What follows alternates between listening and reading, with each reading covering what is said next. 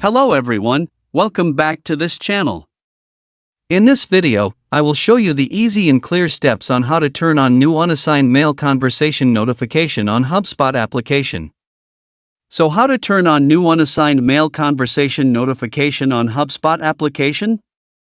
Make sure you keep watching this video until the end. Let's get started right away. Firstly, open the HubSpot app on your Android device. This is the initial screen of the HubSpot app. Next, tap the three-line icon at the top left. Tap Settings menu. Tap Notifications. Tap Chat and Email Conversation. And tap New Unassigned Chat Conversation. So that's it, tutorial how to turn on new unassigned mail conversation notification on HubSpot application. Thank you for watching. I hope this video was helpful. See you in the next video.